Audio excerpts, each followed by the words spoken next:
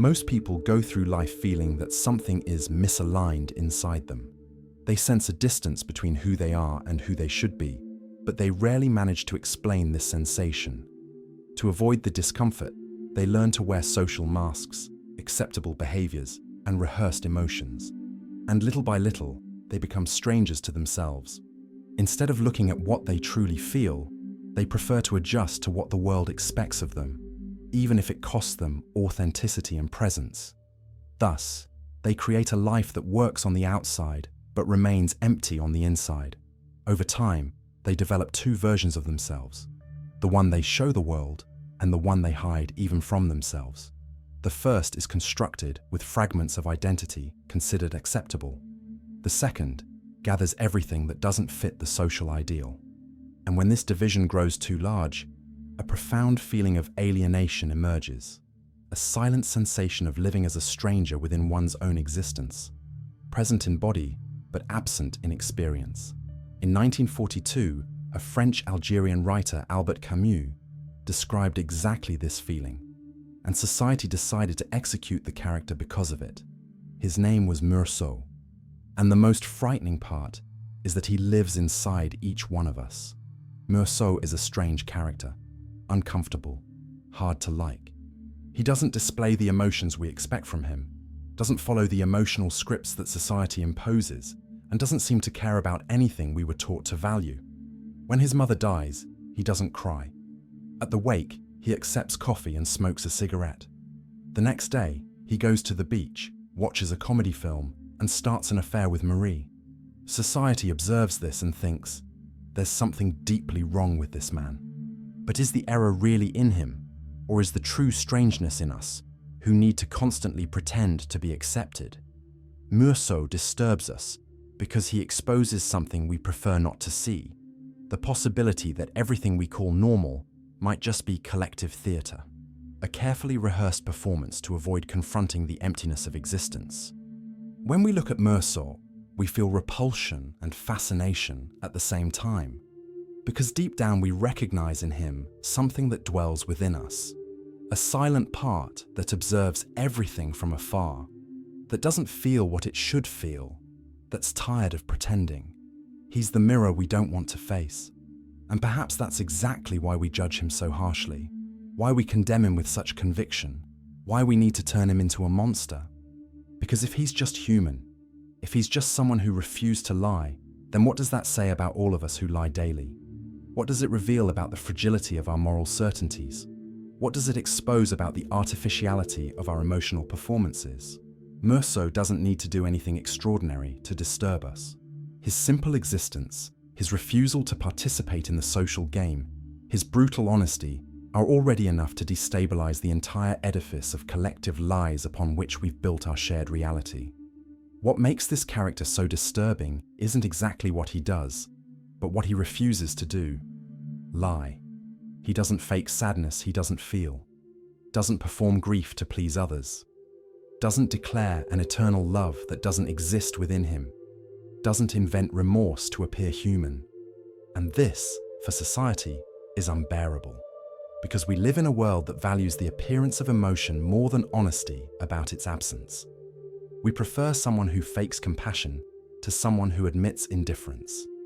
We demand emotional performances as proof of humanity, and when someone refuses to act, we declare that person sick, strange, dangerous. Meursault doesn't hate anyone, doesn't wish to do harm, he simply can't, or doesn't want to, participate in the game of masks. And perhaps that's what scares us most about him. The possibility that these masks are all that separate us from emptiness, that without them only the unbearable silence of an existence without a prior script remains. Looking at Meursault is like looking at our own fragility disguised as normalcy. It's as if he was saying, without words, that everything we consider essential, demonstrable empathy, performative mourning, declared love, visible ambition, might just be a social construction, a tacit agreement that we'll all pretend together to maintain the illusion that there's a shared meaning, that there's a common humanity, that there's something uniting us beyond the fear of emptiness. And when someone breaks that agreement, when someone stops pretending, the entire structure begins to crack. Because if one person can live without lying, then everyone could. And if everyone stopped lying, what would remain?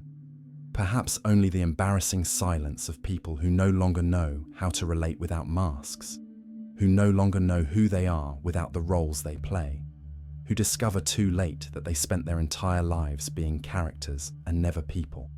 Life in society requires that we all be actors. From an early age, we learn that there are correct ways to react to each situation, how to demonstrate joy at parties, how to express sadness at funerals, how to perform love in relationships, how to fake interest in empty conversations. We build an entire repertoire of appropriate gestures, acceptable voice tones, expected facial expressions. And the more skilled we become at this performance, the more we're recognized as well-adjusted, empathetic, functional people. The problem is that this constant acting creates an increasingly larger distance between what we feel and what we show, between who we are and who we pretend to be. Over time, we lose the ability to distinguish authenticity from performance. We start believing in our own masks. And when we encounter someone like Meursault, who simply refuses to enter the stage, we feel as if the very structure of social reality is being threatened. Because if he can exist without pretending, then perhaps all our performances are unnecessary. Perhaps the compassion we demonstrate is false. Perhaps the love we declare is convention. Perhaps we're all just repeating memorized lines in a play that nobody really believes, but that everyone agreed to perform to avoid the collapse of collective meaning. And what's most disturbing is realizing how perfectly this works most of the time. Nobody questions. Nobody stops to ask if they really feel what they're demonstrating. Nobody admits they're just following an invisible script, repeating empty gestures, performing emotions that don't truly inhabit them.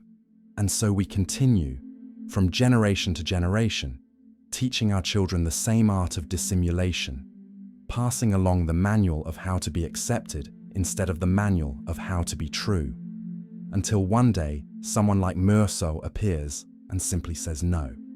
And the entire theatre panics.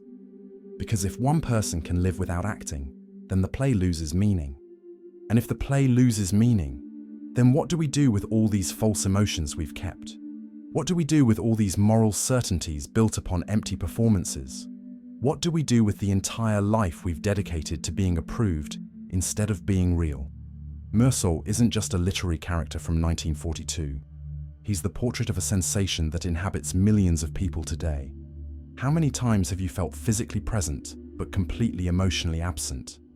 How many conversations have you had where each word seemed empty, mechanical, without any real connection?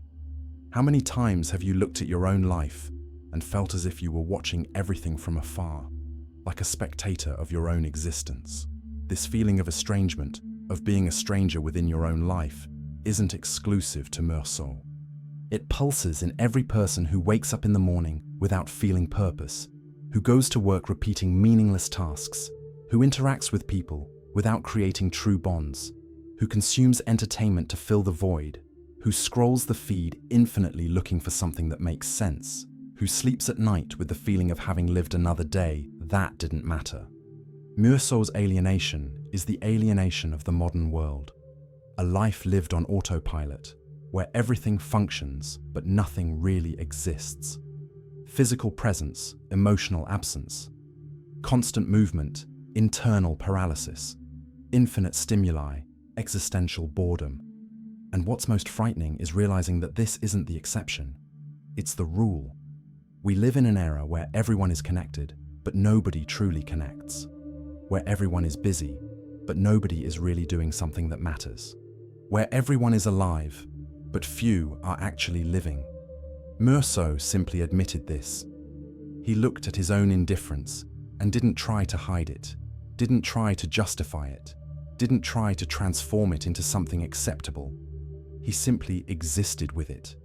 And we, who spend our entire lives hiding our own alienation, who pretend to be present when we're absent, who perform connection when we're isolated, who smile when we're empty, we condemn him for admitting what we all feel, but nobody has the courage to say. Because it's easier to point at Meursault and call him a monster than to look in the mirror and recognize that perhaps we're all strangers living borrowed lives, inhabiting bodies that function but don't feel, existing without ever really being present. And perhaps that's exactly what Camus wanted to show, that the true monstrosity isn't in those who admit emptiness, but in those who spend their entire lives pretending it doesn't exist. Meursault's indifference isn't psychopathic coldness. It's a symptom. It's a diagnosis.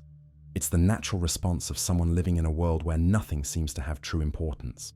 When you grow up in a society that values appearances more than essences, productivity more than presence, consumption more than connection, when you realize that everything you were taught to pursue, success, recognition, status, accumulation, brings no real satisfaction. When you look around and see people living empty lives, they didn't choose themselves. They just inherited and repeat. When you understand that the stories they tell us about love, happiness, fulfillment are just convenient narratives to keep the system functioning, what happens? You start to feel less. Not because you're incapable of emotion, but because feeling deeply in a superficial world is too painful. Indifference becomes armor. Emotional distance becomes a survival strategy. And then you wake up one day realizing you're living like Meursault, present in body, absent in experience, functioning without really being alive. And society looks at you and says the problem is in you, that you need to adjust, get treatment, fit in. But perhaps the problem isn't in those who feel little. Perhaps it's in a world that offers so little to feel. Think about your own experiences. How many times have you felt that emotional numbness, that inability to be moved by things that theoretically should move you? How many times have you faked enthusiasm you didn't feel, love that didn't exist, sadness that wasn't present? And why did you do it? Because you learned that demonstrating indifference is socially unacceptable, that admitting nothing touches you is confessing a moral failure, that revealing the emptiness inside you is exposing yourself to judgment and rejection. So you learn to manufacture emotions.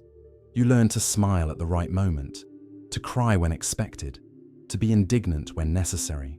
And over time, this manufacturing becomes so automatic that you forget you're pretending. You forget there's a difference between truly feeling and demonstrating what's expected.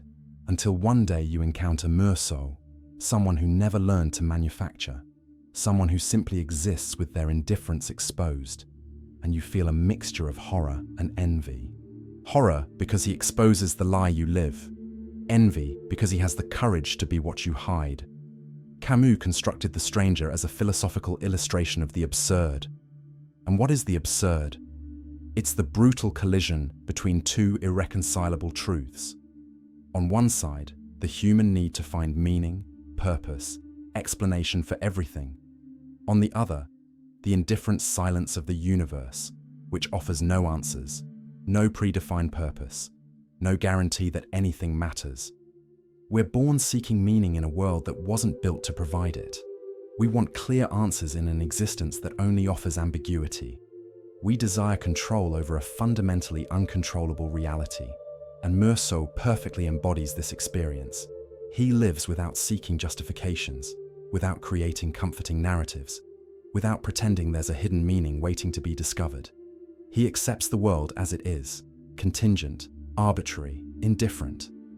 And this terrifies society, because if Meursault is right, if there really is no objective meaning in life, then all our certainties, all our values, all our moral hierarchies are just human inventions, fragile constructs we created to avoid confronting emptiness.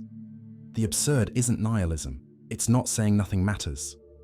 It's recognizing that nothing matters objectively, and that this perception places us before a terrifying freedom. The freedom to create our own meaning, without a script, without guarantees, without promised salvation. Think about how we spend our lives looking for signs, for reasons, for explanations. When something bad happens, we need to believe there's a why. When something good happens, we want to believe we deserve it. When we look to the future, we need plans, goals, clear destinations. And when none of this makes sense, when life reveals its random nature, its lack of logic, its absolute indifference to our desires and efforts, we panic. Because we were raised to believe there's an order, a plan, cosmic justice. And discovering there's none of that, that we're floating in a universe that doesn't care about us, that owes us nothing, that doesn't give a damn about our suffering or our joy, this is almost unbearable. Meursault doesn't panic. He simply accepts. And it's this acceptance, this peace with the absurd, that transforms him into a threat. Because if he can live without the illusion of meaning, then perhaps all our illusions are unnecessary. And if our illusions are unnecessary, then we spent our entire lives deceiving ourselves, building castles of meaning on sand, inventing purposes that only exist because we collectively agreed to pretend they exist. Since we're born, we're presented with invisible scripts about how to live. They tell us when to cry, when to laugh, when to love, when to hate, when to fight, when to give up. There's a script for everything. How to behave at a funeral, how to react to a promotion, how to demonstrate affection, how to express ambition, how to perform morality. And most of us follow these scripts without questioning, because following is easier than creating, because belonging is more comfortable than being alone, because faking normalcy is less scary than assuming authenticity. But Meursault simply can't follow the script. When his mother dies, he doesn't fake sadness he doesn't feel. When Marie asks if he loves her, he answers honestly that love means nothing to him. When his boss offers a promotion in Paris, he declares indifference, not because he's lazy, but because professional advancement has no intrinsic value to him. When the priest tries to convert him on death row, he rejects religious consolation. And each of these refusals is an affront to social order, because it exposes that the scripts we all follow aren't universal truths. They're just arbitrary conventions we accept to avoid the chaos of total freedom. Meursault shows us it's possible to exist outside the script. And this is simultaneously liberating and terrifying. Think about how many of these scripts you follow daily without even noticing. You smile when you don't want to smile. You ask how are you without really wanting to know. You say I love you because it's expected, not because you feel something specific in that moment. You go to social events you don't want to attend. You maintain relationships that don't nourish you. You pursue goals that were never yours. They were just sold to you as essential. You perform interest in conversations that bore you. You pretend to understand things you don't understand. You agree with opinions that aren't yours. And you do all this automatically, without questioning, because you were trained from a young age to follow the script, not to cause discomfort, to fit perfectly in the social machinery. But what happens when you stop and ask yourself, why? Why do I need to follow this script? Who wrote these rules? What happens if I simply say no? And that's where Meursault becomes dangerous, because he asked these questions, even if silently, and decided he wasn't going to participate. He decided he was going to exist as he was, not as he should be. And this decision, as simple as it seems, is revolutionary. Because if everyone had this courage, if everyone stopped following others' scripts and started living according to what they really feel, the world as we know it would cease to exist. Society's reaction to Meursault reveals much more about it than about him. When someone behaves outside expected emotional standards, when someone refuses conventional performances, when someone doesn't reproduce shared moral codes, society doesn't try to understand. It condemns, because Meursault's existence is a threat. If he can live without pretending, then perhaps we're all pretending.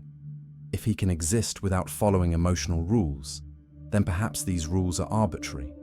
If he can look at life and declare it without inherent meaning, then perhaps all our certainties are shared illusions. And society doesn't tolerate those who expose its illusions, so it transforms him into a monster, calls him cold, insensitive, dangerous, says that someone incapable of crying for his mother is capable of any atrocity, and thus creates a narrative that places him outside humanity, allowing everyone else to feel comfortably inside. Because it's easier to point at Meursault and say, he's different, he's the problem, than to recognize that perhaps we're also living disconnected, also pretending. also performing emotions we don't truly feel. The rejection of Meursault is, at bottom, a desperate defense against the possibility that he's right, and that we're all wrong. Observe how this works in your own life. When you encounter someone who doesn't follow social rules, someone who's excessively honest, someone who doesn't fake interest when bored, someone who doesn't perform empathy they don't feel, what's your first reaction? You feel discomfort. You judge them. You think there's something wrong with that person, because they're breaking the implicit social agreement that we'll all pretend together, that we'll all keep up appearances, that we'll all perform normalcy, so nobody has to confront the uncomfortable truth that perhaps none of this is real. And when someone refuses to participate in this game, when someone insists on being authentic, even if it's socially unacceptable, you feel it as a personal threat. Because if that person can exist without masks, then why can't you? If that person can tell the truth without being destroyed, then why do you keep lying? And these questions are too dangerous to ask, so instead of asking them, you simply condemn the person who provoked them. You put them in the box of the strange, the different, the problematic, and thus protect yourself from the possibility of having to look at your own life and recognize that perhaps you're also a stranger, just one who learned to hide better. Meursault's trial is a farce, not because he's innocent of the crime, but because the court isn't really interested in what happened on the beach. What's being judged isn't the act of killing the Arab, but Meursault's inability to demonstrate acceptable remorse, to perform guilt convincingly, to pretend he understands the moral gravity of what he did. The prosecutor doesn't accuse him of homicide.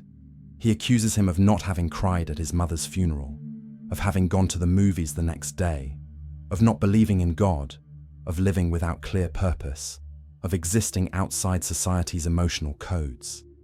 And the jury, formed by people who follow these same codes, who believe in the same shared illusions, who need to believe life has meaning and morality is absolute, condemns Meursault not for what he did, but for what he is, someone who refuses to lie.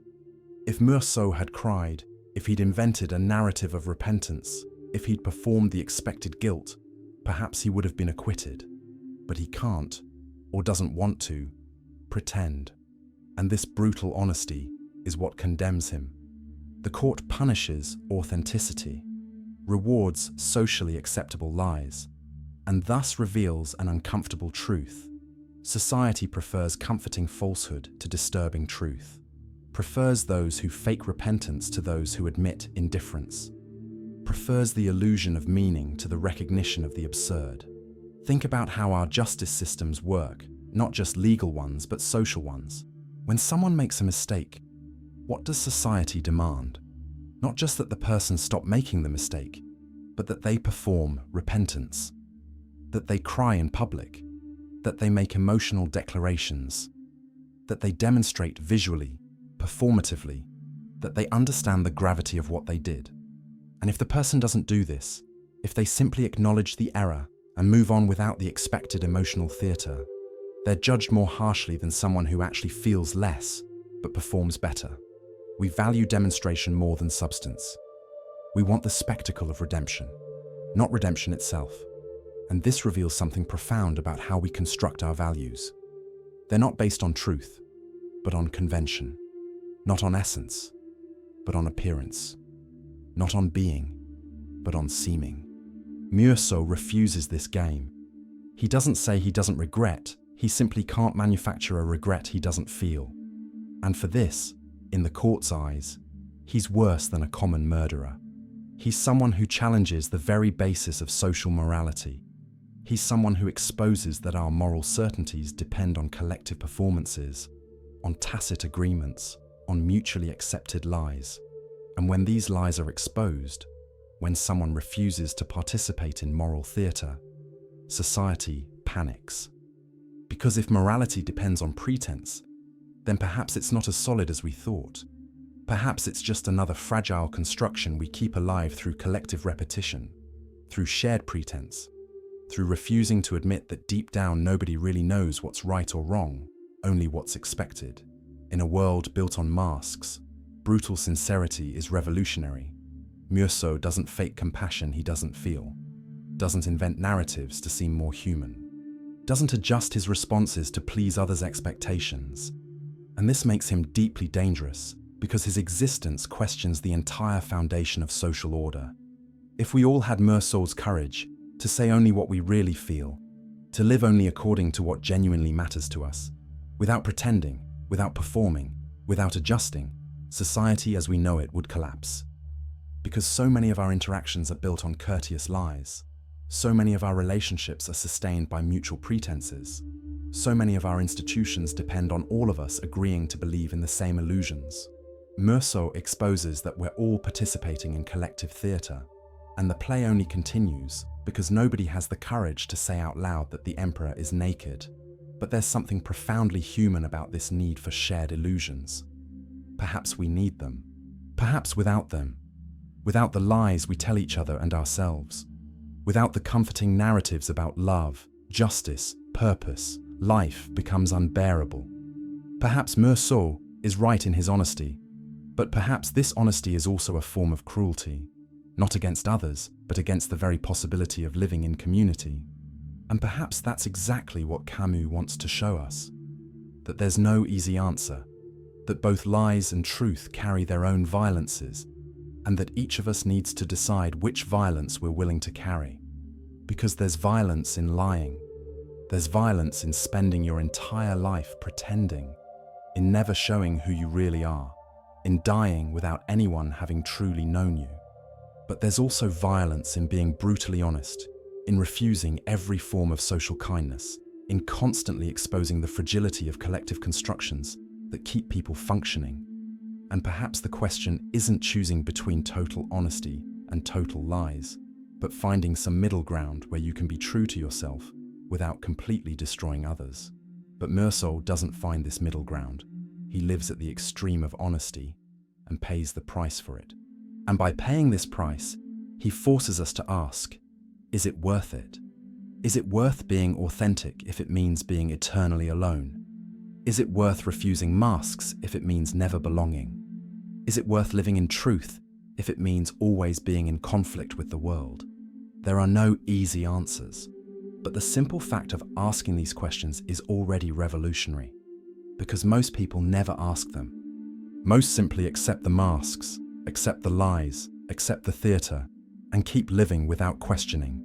And perhaps they're right. Perhaps life is easier that way. But does easier mean better? Does comfort mean truth? Is belonging to a false world better than being alone in your authenticity? At the end of the book, Meursault has a revelation. Waiting for execution, he looks at his life and realizes he was happy, not because he achieved something grand, not because he found transcendent purpose, but because he lived according to what he was, without pretending, without adjusting, without betraying himself. And in this perception, something is born that few manage to reach: true freedom.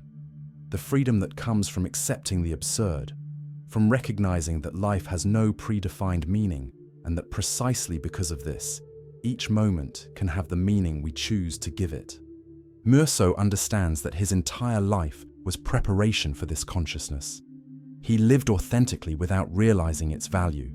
And now, on the eve of death, he finally comprehends. The absence of meaning isn't prison, it's liberation. Because if nothing matters objectively, then everything can matter subjectively. If there's no script to follow, then we're free to write our own. If there's no divine purpose, then we can create our own purpose. And this freedom is simultaneously terrifying and exhilarating. It places us before total responsibility. We can no longer blame God, fate, society, circumstances. We're radically free, radically responsible, radically alone.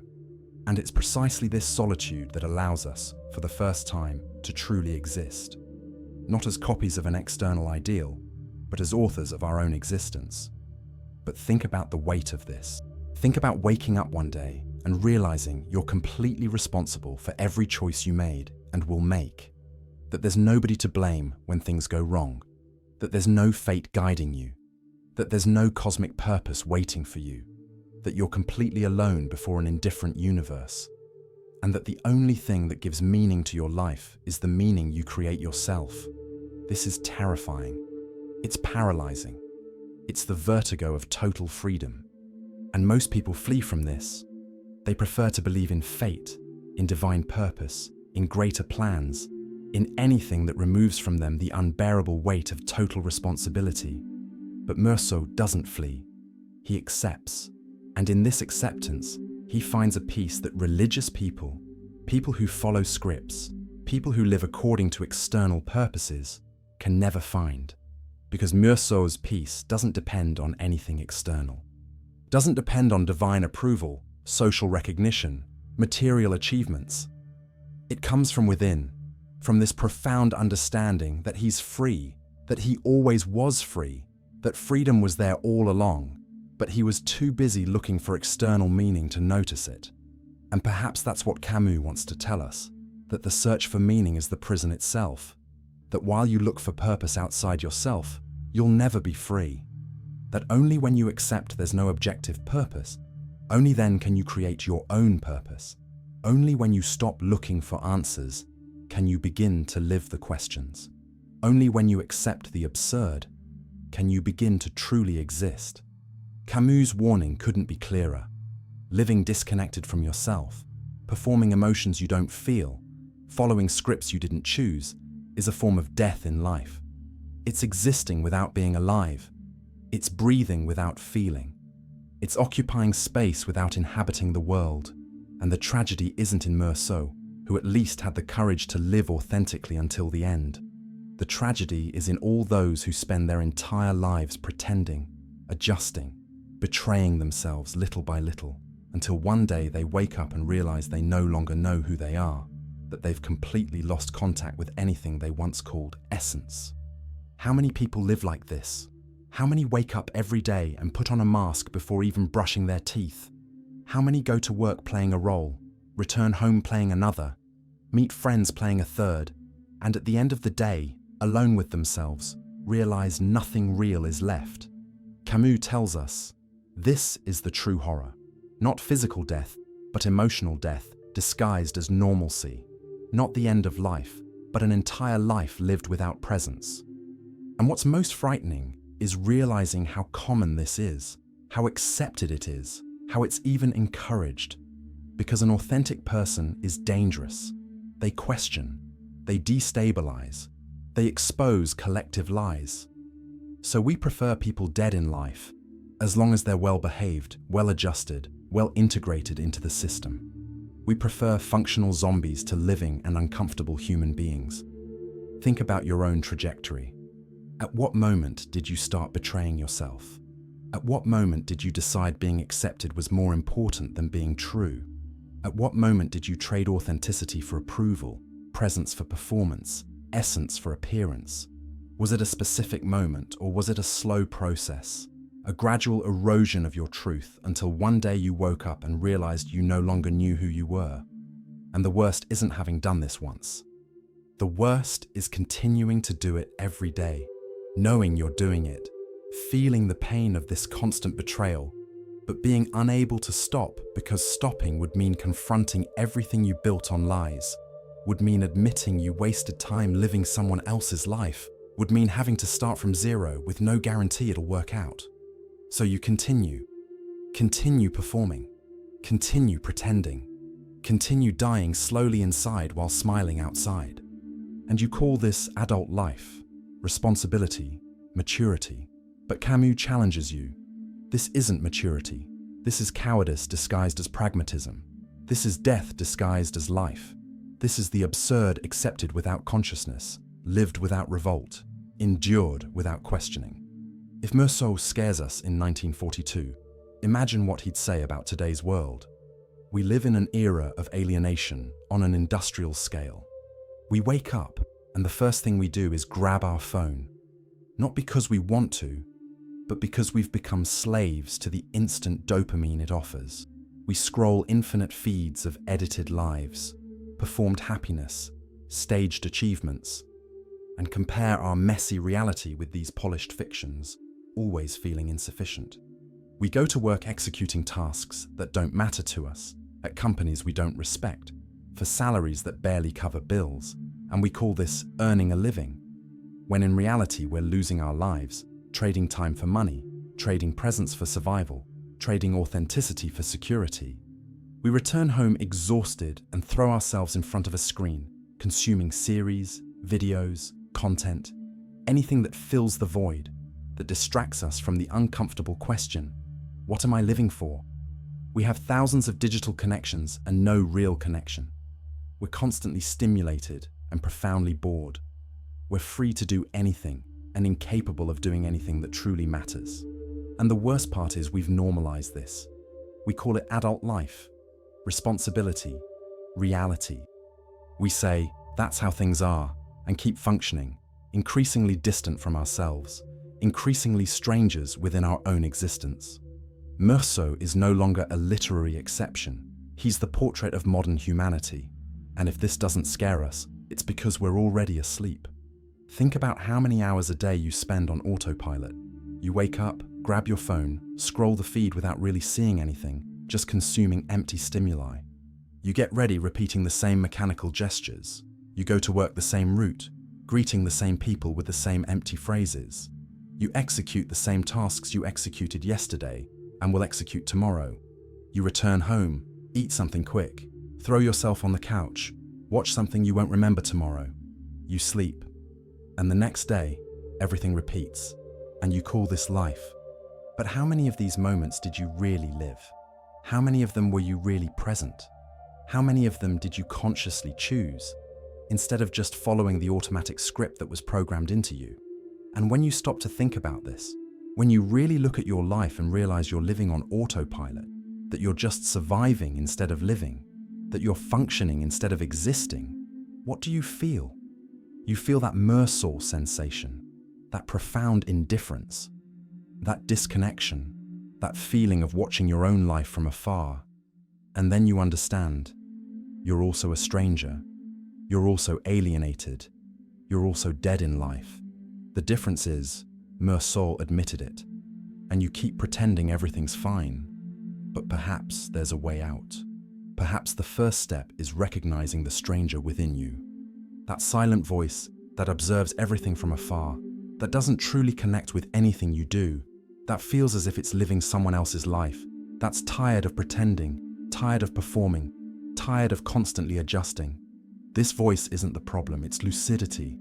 It's the part of you that's still alive, that still refuses to accept the collective lie, that still perceives something is profoundly wrong. And recognizing this isn't defeat, it's the beginning. Because you can't change what you don't see, can't live authentically if you don't admit you're living falsely, can't reconnect with yourself if you keep pretending everything's fine. Looking at your own alienation hurts. Admitting you're living on autopilot, that your emotions are mechanical, that your relationships are superficial, that your life doesn't have the meaning you pretend it has. This hurts. But this pain is necessary. It's the price of consciousness. And without consciousness, there's no transformation. You can keep functioning forever, adjusted, well-behaved, socially accepted, emotionally dead.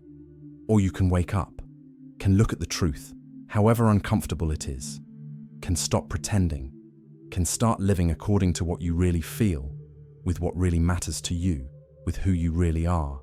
And yes, this will cost. It'll cost relationships that were based on masks. It'll cost social acceptance. It'll cost the illusion of security. But what you gain in return is the only thing that truly matters. The possibility of being truly alive, of being truly yourself, of living a life that's genuinely yours.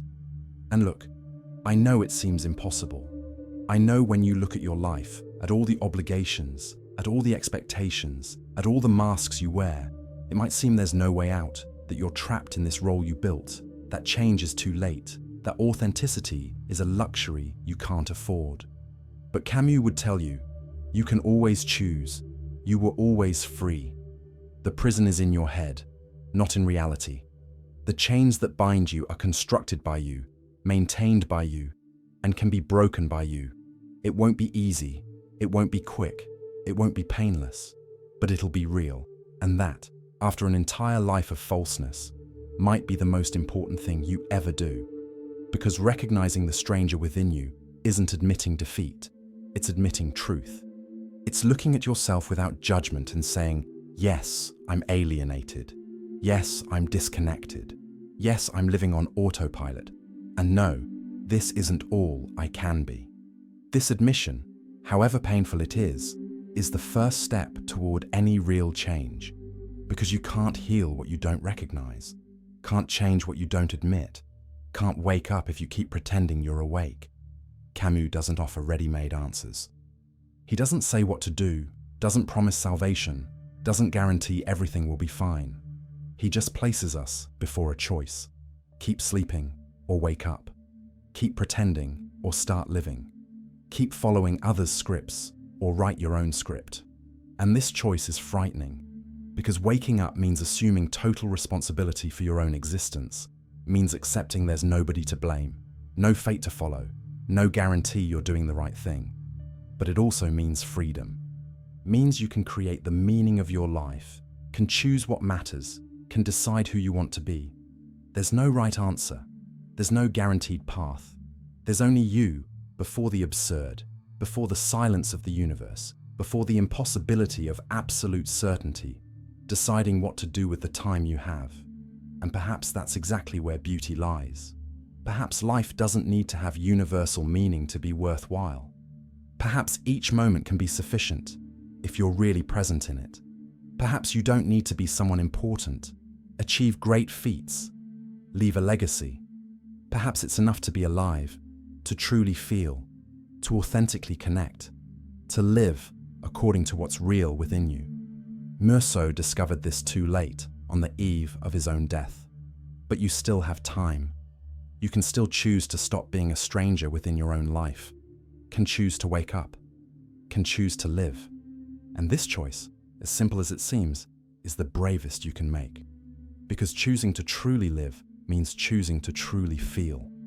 And truly feeling means giving up protections, masks, defenses you built over years to avoid suffering. Means allowing yourself to be vulnerable, to be authentic, to be seen as you really are. Means risking rejection, risking solitude, risking failure. Means giving up the security of automatic life in exchange for the insecurity of conscious life. And many people aren't willing to make this trade. They prefer the security of prison to the insecurity of freedom. They prefer the predictability of death in life to the unpredictability of true life. And that's okay. Everyone makes their choices. Everyone carries their consequences. But if you're reading this, if you've made it this far, if something in these words resonated within you, then perhaps you're different.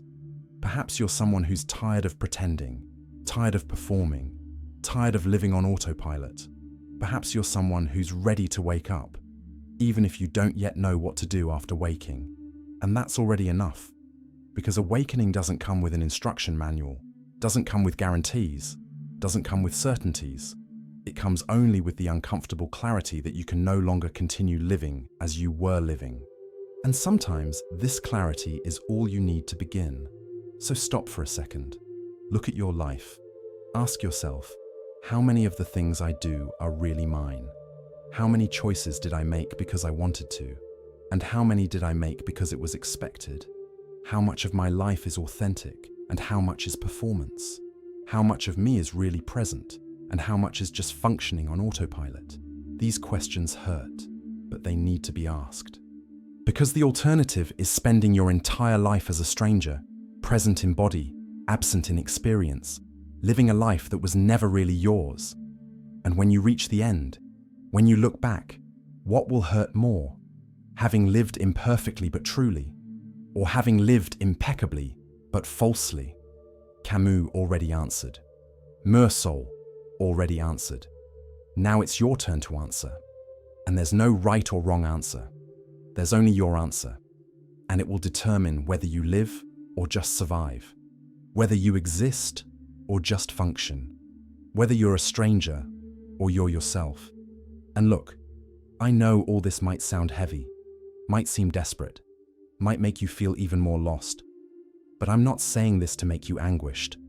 I'm saying it because maybe you need to hear it. Maybe you need to know you're not alone in this feeling of displacement, that there's nothing wrong with you for not fitting perfectly in the world. that the feeling of being a stranger isn't a flaw, it's consciousness. And consciousness hurts, but it also liberates. Because when you finally stop pretending, when you finally admit you're tired of acting, when you finally look at the truth and accept the absurd, something changes. You realize you don't need external approval to exist. Don't need to follow a predefined script to have value. Don't need to achieve anything grand for your life to matter. You're already enough. You always were. And perhaps it's time to start living as if you believed that. Not tomorrow, not after you achieve such and such thing, not when you finally feel ready. Now, because this moment is all you have, and it can be enough if you let it.